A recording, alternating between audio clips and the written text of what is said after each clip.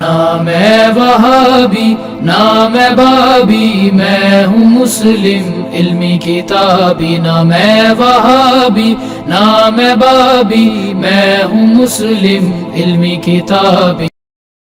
السلام علیکم ورحمۃ اللہ۔ وعلیکم السلام ورحمۃ اللہ وبرکاتہ۔ ہاں جی، میں اس کو الحمدللہ ویڈیو آف کر دیتا ہوں اگر آپ کو اس میں کوئی پرابلم ہو رہی ہے۔ نہیں علی بھائی بالکل ٹھیک آ رہی ہے، آپ کا نیٹ میں شاید تھوڑا ایشو تھا پہلے۔ جی بتائیے۔ ہاں جی، میرے خیال ٹائم ضائع کیے بغیر میں بس وہ کامنٹس دے رہا تھا کہ اللہ کا شکر ہے کہ انہی حالات و واقعات سے لوگوں کو گزرنا پڑا ہے، اور آپ سب لوگ اللہ کا شکر ادا کریں کہ صحابہ کرام علیہم رضوان کو، اہل بیت علیہم السلام کو تو بہت بڑے لیول کی قربانیاں دینی پڑی۔ ہمیں تو بڑی چھوٹی سی تکلیف کے بعد انشاءاللہ ان لوگوں کی صف میں آخر میں کوئی جگہ مل جائے، انگلی کٹا کے ہم شہیدوں میں شامل ہو جائیں، ہمارے لیے بڑی اعزاز کی بات ہے۔ میرا خیال ہے ٹائم ضائع کیے بغیر جو کوئی اس دوران کچھ لوگوں نے سوالات کیے تھے وہ آپ مجھ سے کر لیں تاکہ میں اس کے اوپر کامنٹس کر دوں۔ جی علی بھائی سوالات آپ۔ اچھا، پہلے تو ایک بھائی کا چھوٹا سا سوال ہے، وہ آپ نے بس پرسنل یہاں پہ کہ آپ کون کون سی کتابیں پڑھتے ہیں، کتنا سوتے ہیں، آپ کی وہ شاید پوچھنا چاہ رہے ہیں کہ آپ کا جو اتنا علم ہے کتنی دیر آپ اس کو ریڈ کرتے ہیں کتابوں کو، غیر عام بندہ تو نہیں کر سکتا ہم جیسا، شاید مجھے پوچھنا چاہ رہے ہیں۔ دیکھ لیں، یہ ایسے ہو بھی نہیں سکتا۔ میں نے اس کے اوپر پوری مجلس نمبر 50 ریکارڈ کروا دی ہے، انٹرویو آف انجینئر محمد علی مرزا۔ میں سارے اسٹوڈنٹ سے کہوں گا اور آپ لوگوں کو بھی کہہ رہا ہوں، آمدہ سے جو بھی اس قسم کی کوئی کیوری آپ سے پوچھے تو آپ اس کو مجلس 50 یا interview of engineer Muhammad Ali Mirza recommend کریں، جس میں 22 سوالات ہیں، آلموسٹ 4 گھنٹے کی وہ ویڈیو ہے۔ اس میں میں نے یہ ساری باتیں بتائی ہیں تفصیل کے ساتھ۔ ایک دن میں تو ظاہر اتنا علم حاصل نہیں ہوگا۔ بنیادی طور پہ ہم سب کو یہ مشورہ دیتے ہیں کہ سب سے پہلے آپ قرآن پاک کو پری ڈیٹرمنٹ رزلٹس کے بغیر جس ترجمے پہ آپ کا دل ٹھکتا ہے، جس فرقے سے بھی ہیں، اسی کا ترجمہ ایک دفعہ پڑھ لیں بغیر اس کی تفسیر کے۔ اس کے بعد جب آپ کے پاس بیسک نالج آ جائے، ساتھ ساتھ نوٹس بناتے جائیں، پھر آپ تفہیم القرآن میں ریکمینڈ کرتا ہوں۔ اگر آپ نے آج کے دور کے قرآن کو سمجھنا ہے تو مولانا مودودی رحمہ اللہ تعالیٰ کا لکھی ہوئی تفسیر ہے، وہ آپ کو پی ڈی ایف فارمیٹ میں ہماری ویب سائٹ پہ فری مل جائے گی، وہ آپ پڑھیں۔ اس کے بعد احادیث کی کتابوں میں سے مشکات المصابیح کو شروع کریں آہستہ آہستہ، بلکہ اب آپ کو تو دوبارہ ویل انوینٹ کرنے کی ضرورت نہیں، پیرلل میں یہ جاری رکھیں اور قرآن کلاسز ہماری لینی شروع کر دیں۔ میں نے قرآن کلاسز کے اندر اس کے کانٹیکسٹ میں جتنی احادیث ہیں، اختلافی موضوعات ہیں، یہ سب کے سب ڈسکس کر دی ہیں۔ آلموسٹ 105 کلاسیں ہماری ریکارڈ ہو چکی ہیں۔ سورۃ الانعام آج کل چل رہی ہے، سورۃ الانعام تک اگر آپ پہنچ گئے، صرف سورۃ البقرہ ہی سن لی تو آپ کے پاس آلموسٹ ہر ٹاپک کے اوپر نالج انشاءاللہ تعالیٰ آ جائے گا۔ لیکن اس کے لیے ظاہر ہے آپ کو ایفرٹ پٹ کرنی پڑے گی، اور اکثر لوگ یہ پوچھتے ہیں جی یہ ساری باتیں یاد کیسے رہتی ہیں؟ یاد اس لیے رہتی ہیں کہ میں اس کو بار بار بیان کرتا ہوں، یہ نہیں ہے کہ میں اس کو بیٹھ کے رٹا مارتا ہوں، میں نے اتنی دفعہ اس کو بیان کیا آٹومیٹیکلی وہ چیزیں یاد رہ جاتی ہیں۔ تو بہرحال ہر شخص اس لیول پہ نہیں ہوگا کہ وہ اس بڑے لیول کے اوپر کام کر سکے۔ جس کو اللہ تعالیٰ نے جو جو صلاحیت دی ہے اس کو وہ آئیڈینٹیفائی کرے، اور کوئی ویڈیوز اچھی ایڈٹ کر سکتا ہے وہ کر لے، کوئی احادیث شیئر کروا سکتا ہے، آیات شیئر کروا سکتا ہے وہ کرے، کوئی بیان اچھا کر سکتا ہے وہ بیان کے ذریعے کرے۔ اور جس طرح مشاہد بھائی نے بڑی اچھی بات کی تھی، میں نے اکثر ویڈیوز میں کی ہے کہ اگر آپ نے کسی شخص کا اخلاص چیک کرنا ہے تو فوراً چیک کر سکتے ہیں۔ اگر اسے ہماری شکل سے یا ہمارے اسکول آف تھاٹ کے ساتھ کوئی چڑ ہے، کیونکہ ہم اپنے آپ کو مسلم کہتے ہیں تو مسلم سے تو سارے لوگ چڑ کھاتے ہیں کیونکہ وہ تو فرقوں میں بٹے ہوئے ہیں، تو آپ وہ آیات اور احادیث جو آپ ان کو بتانا چاہتے ہیں وہ ڈائریکٹ انہی کے ترجمے کے ساتھ ان کو دکھائیں۔ پھر بھی وہ نہ مانیں تو پھر آپ سمجھ لیں کہ یہ لوگ جو ہے وہ اصل میں حق سے اناد کرنا چاہتے ہیں۔ تو وہ جو بھائی کہہ رہے تھے نا 4 گھنٹے سوئیں، نہیں میرے بھائی آپ 6 سے 8 گھنٹے کم از کم سوئیں۔ اور جو لوگ ابھی اسٹوڈنٹس ہیں ان کو میں مشورہ دوں گا ابھی فی الوقت اپنی پوری توجہ اپنی تعلیم کے اوپر رکھیں، پیرلل میں جو گیمز کے لیے بہت زیادہ وقت ہے اس میں تھوڑا سا کٹ لگا لیں، تھوڑا ٹائم گیم کے لیے کر لیں، تھوڑا پڑھنے کے لیے۔ روزانہ آپ اگر قرآن حکیم کا ایک رکوع بھی پڑھتے رہے نا تو آپ آلموسٹ 1.5 پونے 2 سال کے اندر پورا قرآن کور کر لیں۔ 2 رکوع کریں تو 1 سال سے کم میں کر لیں، مشکل کام نہیں ہے۔ قرآن کے اوپر ایمفسائز کریں، جب تک قرآن آپ مکمل ٹیکسٹ بک کور نہیں کرتے، اور کسی کتاب کو پڑھنے کا مشورہ آپ کو نہیں دوں۔ میں نے لائیو یہاں سے بھی سوال لے لیا۔ السلام علیکم علی بھائی، آپ کی والی مشکات انڈیا میں نہیں ملتی، کیا ہم شیخ البانی کی مشکات پڑھ سکتے ہیں، اس سے فائدہ وغیرہ لکھتے ہیں؟ کیوں نہیں، مشکات تو ساروں کی ایک ہی ہے میرے بھائی. یہ مشکات جو ہے یہ شیخ البانی ہے، شیخ زبیر لزئی رحمہ اللہ اجمعین، ان لوگوں کی لکھی ہوئی نہیں ہے. یہ مشکات شریف جو ہے آج سے آلموسٹ 700 سال پہلے کمپلیٹ ہوئی ہے. اس کے تعارف پہ میں نے پوری ویڈیو ریکارڈ کروائی ہے، وہ آپ دیکھیں، انٹروڈکشن آف مشکات المصابیح. یہ 2 اماموں نے مل کے لکھی ہے، امام بغوی نے اور ولی الدین تبریزی نے، اور ان دونوں کے درمیان بھی آلموسٹ 200 سال کا فرق ہے. پہلی دفعہ یہ جو پہلی 2 اس کی فصل ہیں وہ امام بغوی نے لکھی، آج سے آلموسٹ آپ سمجھ لیں 800-900 سال پہلے. اس کے بعد پھر امام ولی الدین تبریزی نے تیسری فصل اس میں ایڈ کی. میں نے پورا تعارف کروایا تھا. شیخ البانی اور شیخ زبیر لزئی نے اس کے اوپر تحکیم لگائی ہے، اور وہ بھی ادر دین بخاری اور مسلم، ترمذی، نسائی، ابن ماجہ کے اوپر. چند ایک جگہوں پہ آپ کو اختلاف رائے کر سکتے ہیں کہ ان دونوں میں ہے. اوورال اگر آپ پہلی فصل دیکھیں اور اس میں احادیث دیکھیں، وہ تو بخاری مسلم کی ہیں، ان میں تو کوئی حدیث ضعیف نہیں ہے. دوسری فصل میں کچھ احادیث ضعیف ہو سکتی ہیں، اس میں کہیں پہ کنفلکٹ آ سکتا ہے، تو وہ آپ پڑھیں. بے شک وہ مشکات تو ایک ہی ہے. آپ بے شک دیوبندیوں کی پڑھ لیں، آپ بے شک بریلویوں کی پڑھ لیں، مشکات تو ایک ہے. تحکیم کا ایشو ہے، وہ تحکیم والا مسئلہ آپ بعد میں دیکھ لیں نا.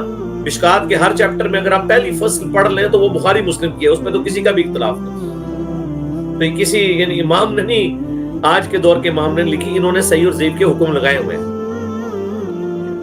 تو پی ڈی ایف ہماری ویب سائٹ سے ڈاؤن لوڈ کر لینا اگر وہاں سے نہیں مل رہی، پی ڈی ایف تو موجود ہے. نیکسٹ. صحیح علی بھائی، سوالات تو میں نے زیادہ نہیں لے رہا کیونکہ سوالات بہت زیادہ آنا شروع ہو گئے ہیں، اور ہم اس سلسلے کو جو ہے نا جمعے کے بھی لائیو سیشن پہ چھوڑتے ہیں. زیادہ سے زیادہ لوگوں کا ایکسپیرینس یہاں ہم سننے کے لیے بیٹھے ہیں. تو جلدی سے آپ علی بھائی یہ بتا دیں کہ یہ جو قرآن و سنت کی جو دعوت آپ نے پھیلائی اور بڑے ماشاءاللہ بڑے لیول پہ یہ پھیل چکی ہے، تو آپ یہ تمام دیکھنے والے جتنے بھی آپ کے اسٹوڈنٹ ہیں ان کو آپ کیا میسج دیں گے کہ کس طرح سے وہ اپنا جو ہے اس میں کردار ادا کر سکتے ہیں، اس دعوت کو مزید تک کس طرح پھیلا سکتے ہیں؟ میسج تو پچھلی دفعہ آپ نے اپنے اس چینل کے اوپر اپلوڈ کر دیا تھا، وہی میسج بار بار ان کو شیئر کروا دیا کریں. اس وقت میرے پہ خاص کیفیت تھی، اللہ تعالیٰ نے جو باتیں شرح صدر کرنی تھی میں نے بیان کر دی. ظاہر ہے بار بار تو میں اب اس کیفیت میں بیان نہیں کر سکتا. آج کی گفتگو کے حوالے سے میں بس یہی کہوں گا کہ میری دعائیں آپ لوگوں کے ساتھ ہیں، آپ لوگ مجھے دعاؤں میں یاد رکھیں، اور جہاں تک ہو سکتا ہے اپنا جو آپ کا اسٹرانگ ایریا ہے اسے آئیڈینٹیفائی کریں.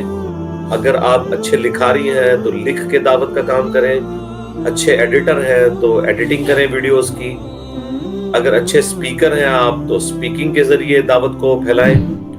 اور ہمیشہ میں یہ بات کرتا ہوں کہ میرا جو انٹرویو ہے، انٹرویو آف انجینئر محمد علی مرزا مجلس 50، وہ ضرور دیکھیں. اس میں میں نے سارے ٹپس بتائی ہیں جو میں نے اپنی زندگی میں لرن کی ہیں کہ دعوت آپ نے کیسے دینی ہے. اس میں ٹاپ آف دا لسٹ جو ٹپ ہے وہ میری طرف سے ٹوٹکا یہی ہے کہ آپ نے جس سے بھی بات کرنی ہے اس سے اس کے انٹرسٹ کا ٹاپک چھیڑنا ہے. یہ نہیں ہے کہ میرے لیے اگر انٹرسٹ کا ٹاپک رفع الیدین ہے تو میں ہر بندے سے رفع الیدین کو چھیڑ کے بیٹھ جاؤں، یا اگر میرے لیے انٹرسٹ کا ٹاپک جنگ صفین ہے تو میں ہر بندے سے جنگ صفین لے کر بیٹھ جاؤں، یا میرے لیے انٹرسٹ کا ٹاپک جو ہے وہ دعوت الی القرآن ہے یا مزارات کی مذمت ہے تو میں یہ لے کے بیٹھ جاؤں. ہو سکتا ہے وہ ٹاپک کو سننا ہی نہ چاہتا ہوں. آپ یہ دیکھیں کہ آپ کے دوست کا، آپ کے گھر والوں کا انٹرسٹ کس چیز میں ہے، اور اس انٹرسٹ کے لیے یہ ضروری نہیں ہے کہ اس میں وہ آپ کے ساتھ ہوں ایگزیکٹلی 180 ڈگری بھی آپ کے ہوئے، یعنی وہ آپ کو یہ سمجھ رہے ہوں گے. اکثر جس طرح ہمارے بھائی قرآن و سنت کی بات کرتے ہیں تو وہ وہابیت کا لیبل لگ جاتا ہے، تو ان کو بتائیں کہ بھئی وہابیوں سے آپ کو کیا مسئلہ ہے، تو وہ آپ کو 2-4 ان کی ایپ گنوائیں گے کہ جی وہ یزیدی ہیں، وہ گستاخ رسول ہیں. تو ان کو کہ جی کون سی گستاخی، تو وہ آپ کو بتائیں گے کہ جی انہوں نے نبی الاسلام کے بارے میں اسماعیل دیلوی نے لکھ دیا، اشرف تھانوی نے لکھ دیا. تو آپ کہیں گے ہم آپ کے ساتھ ہیں، ہم کب کہتے ہیں، ہم تو ان کو نہیں صحیح سمجھتے. اور پھر کہیں کہ اگر جان کی امان پائیں تو عرض کریں کہ اگر اشرف علی تھانوی رسول اللہ غلط ہے تو چشتی رسول اللہ کے بارے میں آپ کا کیا خیال ہے؟ کیا آپ رسول اللہ کے سامنے قیامت والے دن اس کلمے کو ایکسپٹ کرنے کے لیے تیار ہوں گے؟ تو میرا خیال ہے جس میں تھوڑے سی بھی ایمان کی رتی باقی ہوئی نہ اور ہٹ درمی پہ نہ ہوا وہ کانوں کو ہاتھ لگائے گا. بس یہاں سے بات سٹارٹ کر دیں. اسی طریقے سے محرم کے مہینے میں اگر کوئی حسین ابن علی رضی اللہ تعالیٰ عنہ علیہ السلام وعلیہ السلام کے بارے میں ڈسکشن کرنا چاہتا ہے تو آپ ان کو وہ ٹاپک بتائیں. ربیع الاول کے بارے میں آپ ان کو یہ نہ کہیں کہ ربیع الاول منانا بدعت ہے. آپ ان کو ربیع الاول پہ نبی علیہ السلام کے معجزات بتائیں. اسی طریقے سے پھر آہستہ آہستہ آہستہ ان کو کرتے کرتے لے کر آئے کہ جی دیکھیں مولا علی علیہ السلام حضور کے سب سے قریبی تھے. 5 سال تک وہ کوفے میں انہوں نے دارالخلافہ شفٹ کیا.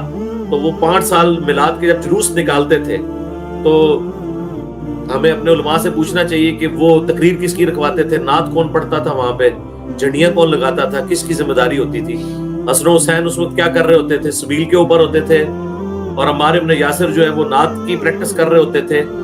تو اب جب یہ باتیں کریں گے تو ان کے فیس ریڈنگ آپ کو بتا دے گی کہ یار یہ تو نہیں. ابھی پچھلے دنوں ایک اہل تشیع عالم نے بڑی پیاری بات کی ہے, اللہ تعالیٰ ان کو جزائے خیر دے, اور انہوں نے JDC کے تھرو رابطہ بھی کیا, مجھ سے فون پہ بھی بات ہوئی, میں نے ان کو دعوت دی کہ آپ ہمارے پاس آئیں.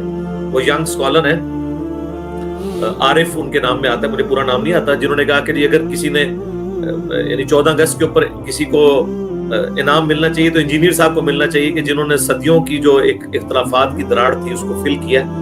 تو اس میں انہوں نے بڑی اچھی بات کی کہ جی انجینئر صاحب کو, وہ اپنے شیعہ کو سمجھا رہے تھے کہ آپ لوگ جو کہتے ہیں نا کہ انجینئر شیعہ کیوں نہیں ہو جاتا, تو میرے بھائی انجینئر نے نہ سنی ہونا ہے نہ شیعہ ہونا ہے, کیونکہ نبی علیہ السلام نہ سنی تھے نہ شیعہ تھے, اور ان کے جد امجد نہ یہودی تھے نہ عیسائی تھے. ما کان ابراہیم یہودیا ولا نصرانیا ولکن کان حنیفا مسلما وما کان من المشرکین. تو مسلم ہے. تو کہنے لگا کہ انجینئر صاحب کا مسئلہ یہ ہے کہ وہ نبی صلی اللہ علیہ وآلہ وسلم کے بعد کسی کو حجت مانتے ہی نہیں ہے, اور وہ خود شیعہ عالم کہنے لگے کہ آپ مجھے بتائیں کہ ہم نبی علیہ السلام سے ماتم, جھولے, یہ گھوڑے, پنجے, یہ کیسے اس کو ثابت کریں, نبی علیہ السلام نے تو یہ کام نہیں کیا ہوا. تو وہ تو اس کو اس انداز میں بیان کر رہے تھے, لیکن یہ میرے لیے سرٹیفکیٹ ہو گیا ہے کہ ایک شیعہ عالم نے الحمدللہ یہ چیز مانی ہے کہ نبی علیہ السلام سے یہ ساری چیزیں ثابت نہیں ہیں اور نہ آپ تعلیم کر کے گئے ہیں. ایک ہے اہل بیت کی یاد میں رونا, وہ تو ہم بھی روتے ہیں, شاید ان سے زیادہ روتے ہوں. میں تو اکثر کہتا ہوں کہ جی دنیا کا سب سے بڑا شیعہ جو اپنے آپ کو سمجھتا ہے نا کہ میں اہل بیت کا محبت کرنے والا ہوں, اور وہ مجھے کہے کہ تم اپنی محبت اہل بیت میرے ساتھ ایکسچینج کر لو, تو میں اس سے ایکسچینج کرنے کے لیے تیار نہیں ہوں. اور اسی طریقے سے دنیا کا سب سے بڑا سنی چیمپئن اگر مجھ سے پوچھے کہ میری جو حضرت ابوبکر عمر کے ساتھ عقیدت ہے وہ ایکسچینج کر لو, تو میں ایکسچینج کرنے کے لیے تیار نہیں ہوں. ان کو تو وہ عقیدت ہی نہیں ہے. صحابہ کرام کا تو تعارف, عمر سیریز کا تعارف اور ان کی زندگی کی کنٹریبیوشنز اسلام کے لیے ہمارے سے پہلے کس نے اس طریقے سے ہائی لائٹ کی تھی. تو وہ شیعہ عالم نے بڑی اچھی بات کی, انہوں نے کہا انجینئر صاحب کا مسئلہ یہ ہے کہ وہ نبی علیہ السلام کے بعد کسی کو حجت نہیں مانتے. سر یہ مسئلہ جو ہے نا یہ میری زندگی کا اعزاز ہے, کیونکہ میں اس شخص سے دین کو لوں گا جس کو اللہ نے آسمانوں سے ہمارا امام بنا کر بھیجا ہے, اس کی قبر مدینے میں ہے, دین آسمان سے نازل ہوا ہے, نبی علیہ السلام اس دین کے امام ہیں. باقی سب کے سب جن کو ہم امام کہتے ہیں وہ اس لیے امام کہتے ہیں کہ وہ ہمیں نبی علیہ السلام کے قدموں تک پہنچاتے ہیں, اس لیے نہیں کہ وہ اپنی کو ذاتی تعلیمات پیش کرتے. ذاتی تعلیمات ہمارے لیے کسی کی بھی حجت نہیں ہے. سیدنا ابوبکر سے لے کر آخری انسان سب کے سب فالوور ہیں. تو یہ میرا میسج ہے. دوسرا جو اکثر لوگ آپ کو دعاؤں کے لیے کہتے ہیں, تو آپ بھائیوں کو بتائیں کہ بلا ناغا آپ کے ماں باپ تو شاید آپ کو دعاؤں میں یاد نہ رکھتے ہوں ڈیلی, لیکن میری زندگی میں الحمدللہ کوئی دن ایسا نہیں گزرتا کہ میں اپنے سارے اسٹوڈنٹس کے لیے الحمدللہ پورے اہتمام کے ساتھ دعا نہ کروں, خوشو خضو کے ساتھ. تو یہ بے فکر رہیں, دعائیں آپ کو انشاءاللہ ہماری طرف سے مل رہی ہیں, آپ بھی ہمیں دعاؤں میں یاد رکھیں.